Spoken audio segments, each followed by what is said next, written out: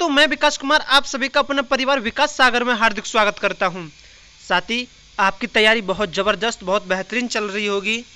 साथ ही मैं आपको 18 फरवरी 2024 में हुए शिफ्ट फर्स्ट में एग्ज़ाम के मानसिक अभिरुचि लेकर आया हूं, जो प्रिय अंकित सर जी बुक से है। और आज मैं तीसरी क्लास लेकर आया हूं। इससे पहले 2 करा दिए, तीसरी ये है। जिस किसी बहन और भाई ने नहीं देखी हो, प्लीज़ क्लास को देख लें और अपने एग्ज़ाम को बेहतर बनाएं। चलते हैं हम अपने प्रश्न की तरफ। अपने अंकित सर जी और उनकी पूरी टीम को प्रणाम करते हुए और अपने माता पिताओं को प्रणाम करते हुए अपने चलते हैं प्रश्नों की तरफ। प्रश्न नंबर 1 आपके सामने क्या है? सामुदायिक पुल्लिंग का कौन सा पहलू आपको सबसे अधिक प्रभावित करता है? तो आपको सबसे अधिक प्रभावित कौन सा करता है? समस्याओं को रोकने के लिए निवासियों के साथ विश्वास और तालमेल बनाना, यानी कि सामुदायिक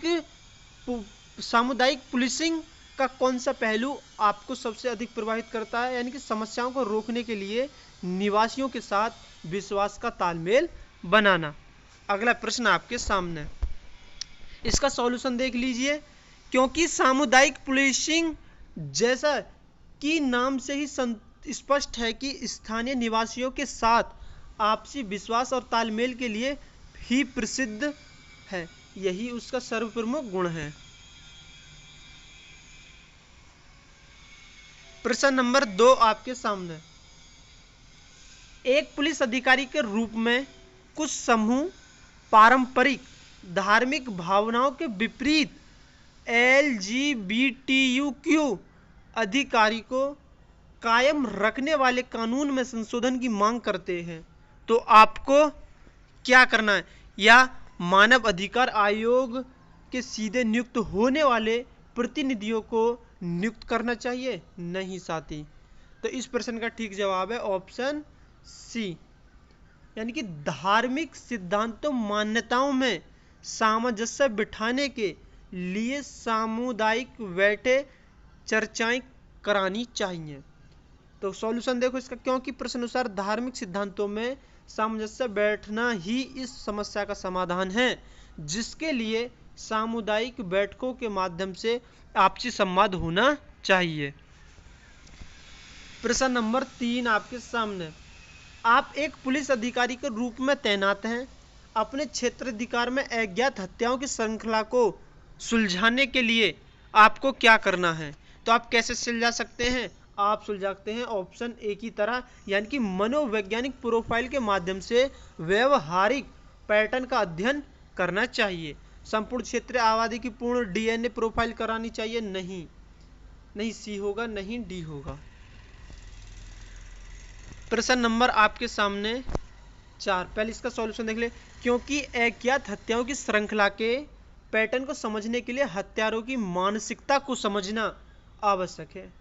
ऐसी घटनाओं में अधिकांशतः ठोस कारण के बिना ही केवल मानसिक विकृति की वजह से ही अपराध किया जाना पाया जाता है। साथ ही ये प्रश्न आपको हमें खुद मानकर समझना पड़ता है। जो हमें डिसीजन अच्छा लगेगा, जो हम मान के करेंगे तभी हो पाएंगे, अन्यथा इनकी गलत होने की संभावना ज़्यादा रहती है। प्रश्न नंबर 4, इस प्रश्न को तो आप कर दोगे बहुत आसानी से। आप एक ग्रामीण पुलिस स्टेशन में सब इंस्पेक्टर हैं। आप पिछले 5 वर्षों से उसी स्टेशन में काम कर रहे हैं और स्थानीय लोगों के प्रशासन के साथ आपका अच्छा तालमेल बन गया है। हालांकि फेरबदल के कारण आपको एक शहरी पुलिस स्टेशन में स्थानांतरित कर दिया जाता है, जहां आपको विभिन्न प्रकार की समस्याओं और लोगों से निपटना पड़ता है। तो आपको लगता है कि यह एक कठिन और तनावपूर्ण बदलाव है, तो आपको क्या करना है? सहन करना है, सुधार करना है, तभी हम अपनी ड्यूटी को निभा पाएंगे। तो इस प्रश्न का ठीक जवाब है ऑप्शन बी। स्थानांतरण को अपने करियर के विकास के एक हिस्से के रूप में स्वीकार करना चाहिए और खुद को शहरी चुनौतियों के लिए तैयार करना चाहिए। यही सबसे पहले हमारा ड्यूटी धर्म है। ठीक है। प्रश्न नंबर 5 आपके सामने, आपको एक उद्योगपति द्वारा कॉरपोरेट धोखाधड़ी की जांच विरासत में मिली है। जो व्यक्तिगत निपटान और समापन की सहायता की पेशकश करता है। तो आपको क्या करना है? आपको करना है धोखाधड़ी की पूरी और निष्पक्ष जांच करने के लिए प्रतिबद्ध होना चाहिए। प्रतिबद्ध होना चाहिए। सॉल्यूशन पढ़ो इसका। सॉल्यूशन तो कट गया। क्योंकि आपको कानूनी प्रक्रियाओं के नियम का पालन करते हुए निष्पक्ष जांच करनी चाहिए, ये आपका कर्तव्य है। प्रश्न नंबर 6, एक पुलिस अधिकारी के रूप में कुछ जनजातियां गलती से आदतन अपराधी समझे जाने की शिकायत करती हैं। तो आपको क्या करना है? प्रश्न ऑप्शन नंबर सी, सहभागिता दृष्टिकोण को पुनः व्यवस्थित स्थापित करने के लिए समुदाय के साथ बैठ के कराना चाहिए। सॉल्यूशन देख लीजिए। क्योंकि आपसी समझ और सहभागिता दृष्टिकोण का विकास ही इन पूर्वाग्रहों से मुक्ति दिला सकता है। इसके लिए समुदाय के साथ जनजातियों का संवाद ही श्रेयस्कर विकल्प रहेगा। प्रश्न 7, एक पुलिस अधिकारी के रूप में आप एक आपराधिक जांच में शामिल हैं। निम्नलिखित में से उस दस्तावेज का नाम क्या है जिसे आपको जांच पूरी करने के बाद अदालत में जमा करना होगा? तो करना होगा तो कर दीजिए। यानी कि आरोप पत्र, जमानत आवेदन नहीं, गिरफ्तारी वारंट नहीं, प्रथम सूचना पत्र नहीं, आरोप पत्र जमा करना होगा। यानी कि आरोप पत्र देख लीजिए। आरोप पत्र पुलिस द्वारा अदालत में दाखिल किया जाता है और जमानत आवेदन दोषी या आरोपी द्वारा अदालत से किया जाता है और गिरफ्तारी वारंट न्यायालय द्वारा जारी किया जाता है और प्रथम सूचना रिपोर्ट पुलिस द्वारा किसी मामले की सूचना के प्रथम लिखित संज्ञान। ठीक है, समझ गए चारों। अगर आरोप पत्र पुलिस द्वारा न्यायालय में जाएंगे देने के लिए, जमानत आवेदन न्यायालय द्वारा आरोपी को छोड़ा जाएगा, गिरफ्तारी वारंट वो न्यायालय करेगा कि इसको गिरफ्तार करना चाहिए, और प्रथम सूचना पत्र वो हमारी पुलिस करेगी कि इसको एक बार सूचना दे देनी चाहिए, इसने ये किया है या नहीं किया।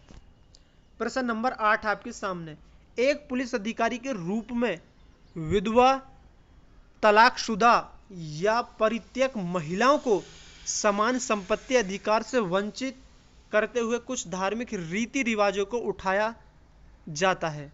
तो आपको क्या करना है? आपको करना है ऑप्शन डी, यानी कि अनुचित पारंपरिक रीति रिवाजों का स्थान लेने वाले कानूनों को हवाला देना चाहिए। क्योंकि समुदाय के रीति रिवाजों के विरुद्ध बनाए गए कानूनों की जानकारी देने और उनके उल्लंघन की दशा में भुगतने जा सकने वाले परिणामों की जानकारी देने ही श्रेष्ठ विकल्प है। प्रश्न नंबर 9, आपके नेतृत्व में एक वधक संकट ऑपरेशन महत्वपूर्ण चरण में प्रवेश करता है, तभी आपका बच्चा जानलेवा दुर्घटना का शिकार हो जाता है। तो आपको ड्यूटी निभानी है। आपको टीम के बीच ऑपरेशन की जिम्मेदारी कार्यों को रणनीति में बांटना चाहिए, नहीं। निपुण सेकंड इन कमांड को पूरी तरह वागडोर सौंपना चाहिए, नहीं। ऑपरेशन सुलझाने समाप्त कर परिवार केंद्रित व्यक्तिगत समाचार छुपाना चाहिए, नहीं। आपका आंसर होगा अपने डिप्टी को परिचालन रणनीति सौंपना चाहिए और लेकिन अधिकार अपने पास रखने चाहिए, क्योंकि आपके बच्चे का मामला अत्यंत संवेदनशील मुद्दा है। ऐसे में बतौर नेतृत्व अधिकारी अपने पास रखकर कुछ समय के लिए रणनीतिक क्रियान्वयन प्रक्रिया को डिप्टी के माध्यम से संचालित करना ही श्रेष्ठ विकल्प है। प्रश्न 10 आपके सामने, पहचान की चोरी और प्रतिरूपण अपराधों की जांच करते समय आपको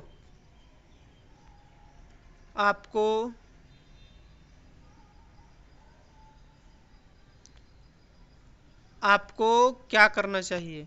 आपको टूल के वारंट के तहत खोजे गए संदिग्धों की आईटी संपत्तियों का विश्लेषण करना चाहिए या किसी भी पुनर्प्राप्त फिशिंग किट रिवर्स इंजीनियर करने के लिए अदालत से अधिक प्राप्त करना चाहिए। तो इसका ठीक जवाब है ऑप्शन ए, यानी कि टूल के वारंट के तहत खोजे गए संदिग्धों की आईटी संपत्तियों का विश्लेषण करना चाहिए। तो इसका सही देख लो साथी, इसमें ए ओ तुम्हारी का ये रहा। वर्तमान तकनीकी दौर पर व्यक्ति की पहचान से जुड़े साक्ष्य के संदर्भ में आईटी की एक बड़ी भूमिका है। ऐसे में संदिग्धों की पहचान उनका प्रोफाइल संपत्तियों के विश्लेषण से ही उजागर हो पाएगी। प्रतिरूपण अपराध भी किसी कंप्यूटर या समाचार उपकरणों के उपयोग द्वारा एक नकली पहचान बनाने से ही संबंधित होते हैं। जैसे कोई आप बनकर आपके फेसबुक प्रोफाइल के माध्यम से एक फ़ोटो पोस्ट करता है तो यह प्रतिरूपण का मामला है। पुनः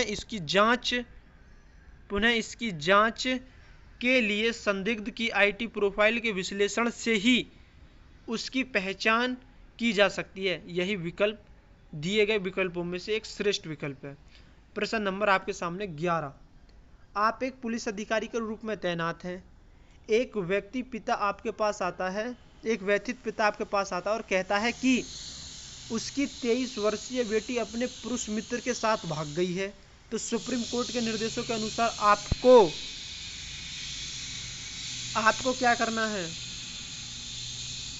निपटान के लिए शिकायत को ग्राम सभा के पास भेजना चाहिए? नहीं।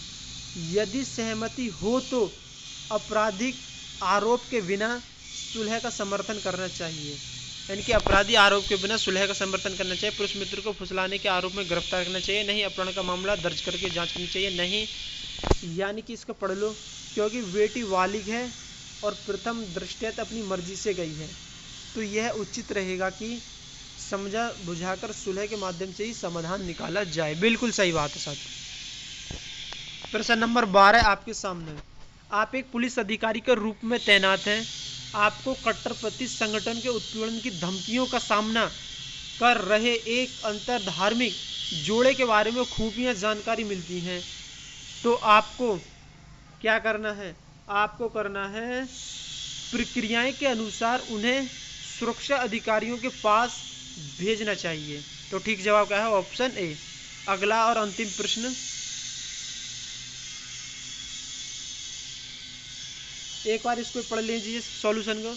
क्योंकि अंतर धार्मिक जोड़े का मुद्दा सांप्रदायिक सौहार्द को प्रभावित कर सकता है, अतः बिना किसी लापरवाही के पूरी सावधानी और प्रक्रियाओं के अनुसार उन्हें सुरक्षा अधिकारियों के पास भेजना ही सही रहेगा। विकल्प बी क्या कहता है? सही नहीं है, क्योंकि कानूनी रूप से जोड़े द्वारा ऐसा कोई कार्य नहीं किया गया जिसके लिए उन्होंने किसी भी तरह व्यवहारगत पाबंदी अथवा सावधानी झेलना पड़े।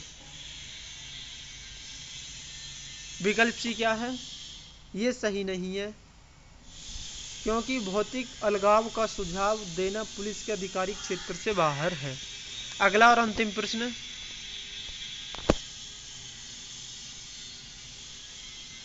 आप एक पुलिस अधिकारी के रूप में तैनात हैं। प्रबंधन के साथ वेतन विवाद को लेकर उत्तेजित श्रमिकों संघों ने आवश्यक सेवाएं बंद करने की धमकी दी है। तो आपको पणधारकों के बीच विवाद समाधान संवाद की सहायता करनी चाहिए। ठीक है साथी? ठीक है, पणधारकों के बीच विवाद समाधान संवादों में सहायता करनी चाहिए। तो साथी, आपको वीडियो पसंद आए तो प्लीज़ वीडियो को लाइक करें, चैनल को सब्सक्राइब करें और अपने साथियों को जोड़ें। बता दें कि मेरे इस विकास सागर चैनल पर मानसिक अभिरुचि की क्लास चल रही हैं, जिसमें से आज 3 क्लास हो गई हैं। 4थी क्लास कल लेकर आ रहा हूं। एक दिन में 1 चैप्टर खत्म, 13 दिन में 13 क्लास खत्म। 13 ही चैप्टर में मानसिक अभिरुचि इस बुक में मेंटल एप्टीट्यूड में चलते हैं। साथ ही जय हिंद, जय भारत। अपना ध्यान रखना, तैयारी बेहतरीन करते, ज़बरदस्त करते रहना। जय माँ Saraswati. Love you, bye bye, take care.